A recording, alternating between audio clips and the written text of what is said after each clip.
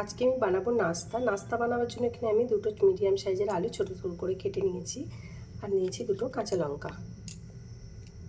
এখানে আলুর মধ্যে আমি অল্প করে একটু নুন মাখিয়ে নেব, নুনটা মাখিয়ে নেব। তোমরা চাইলে হলুদও দিতে পারো, আমি এখানে হলুদ দেবো না। তেলটা গরম হয়ে গেছে, এর উপরতে আমি আলুটা দিয়ে ভেজে নেব। আলুটা আমার ভাজা হয়ে গেছে, এবার এর উপরে দিয়ে দেবো পেঁয়াজ কুচি। একটা মিডিয়াম সাইজের পেঁয়াজ আমি কুচি নিয়েছি, এর উপরে দিয়ে দেবো। নাস্তাটা আমি ডিম দিয়ে করবো, আমি এখানে পেঁয়াজ আর ডিম দিচ্ছি। তোমরা যদি মনে করো নিরামিষ বানাবে সেটাও বানাতে পারো, জন্য এখানে আরও সবজি অ্যাড করতে পারো। আমি আর এখানে কোনো সবজি দেবো না।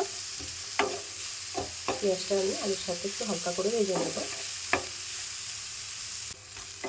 পেঁয়াজটা আলুর সাথে দিয়ে আমার হালকা করে ভেজে নেওয়া হয়ে গেছে। এর উপর আমি দিয়ে দেবো একটা ডিমটা দিয়েও আমি এর সাথে ভেজে নেব। এটা যদি বাচ্চাদের জন্য বানাও তোমরা লঙ্কা নাও দিতে পারো, অনেক বাচ্চারা লঙ্কা খায়, আবার অনেক বাচ্চারা খায় না। যে যেরকম হলে আরও বানাতে পারো, লঙ্কা দিতেও পারো, নাও পারো। যা আলু আর পেঁয়াজের সাথে ডিমটা দিয়ে আমি ঝুড়ে ঝুড়ে মতো করে নেব।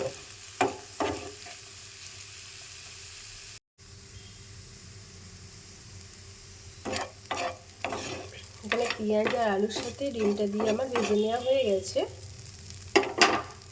আমি একটা প্লেটে চিড়ে নিয়েছি আর এর মধ্যে আমি অল্প করে জল আঁচড়া দিয়ে দেবো। দেখতে পাচ্ছ আমি এরভাবে জল আঁচড়া দিয়েছি, দিয়ে হালকা করে এটা আমি মেখে নিয়েছি।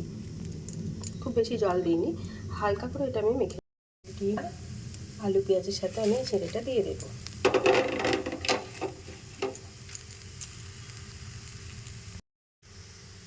চিড়েটা আমি দিয়ে দিয়েছি আর এর উপরে আমি দিয়ে দেবো হাফ চামচের মতো চিনি। বাচ্চাদের জন্য বানালে চিনিটা অবশ্যই দেবে, তবে বাচ্চাদের ভালো লাগবে, মানে যেহেতু চিড়ে আছে একটু মিষ্টি দিলে ভালো লাগে। আর এই সময় যদি দেওয়া হয় তবে চিনিটা গলে যাবে।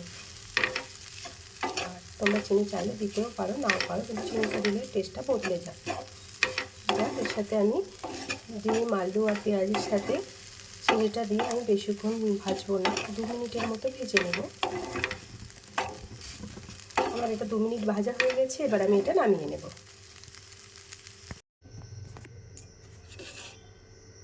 নাস্তাটা আমার রেডি হয়ে গেছে, আমি নামিয়ে নিয়েছি।